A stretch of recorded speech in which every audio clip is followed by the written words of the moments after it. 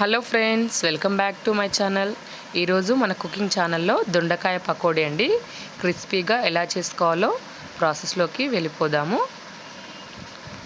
1/2 kilo దొండకాయలు తీసుకొని వాటిని శుభ్రంగా కడిగి వాటికి ఉన్న బొడ్లు తీసేసుకోవాలండి. కట్ చేసుకున్నాక వీటిని కొద్దిగా ఆరబెట్టుకొని సన్నగా పొడుగ్గా కట్ చేసుకోవాలండి. దొండకాయలు మొత్తం ఇలాగే కట్ చేసుకోవాలండి. కట్ చేసుకొని ఇవన్నీ ఒక పక్కన పెట్టుకొని ఒక బౌల్ తీసుకోవాలి.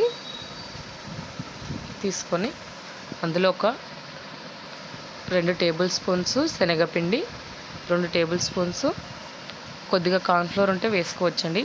దాని ప్లేస్లో నేను బియ్యం పిండి వేసుకుంటున్నాను.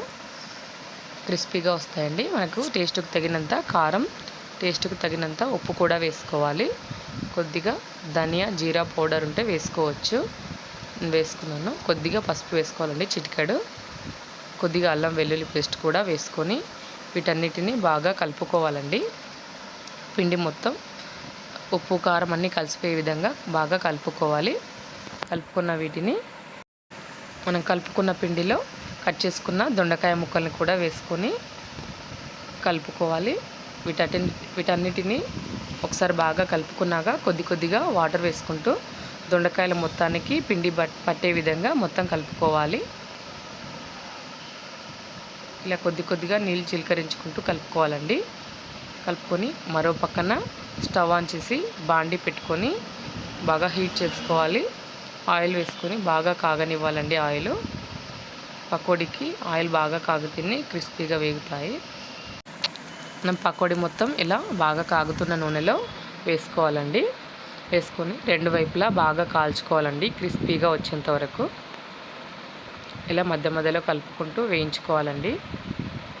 మాడిపోకుండా చూసుకోవాలి. హై టు మీడియం ఫ్లేమ్లో పెట్టి కాల్చుకోవాలండి వీటిని. అప్పుడే పకోడీలు క్రిస్పీగా వస్తాయి. చూడండి ఎంత బాగా వచ్చాయో. వీటిని టిష్యూ ఉన్న పేపర్లోకి తీసుకొని పక్కన సర్వ్ చేసుకోవాలండి. అంతేనండి. అలాగే వీటన్నిటిని పకోడీ మొత్తం ఇలానే చేసుకొని పక్కన పెట్టుకోవాలండి. అంతేనండి. చాలా సింపుల్గా, చాలా టేస్టీగా ఇంట్లోనే హెల్తీగా చేసుకోవచ్చు.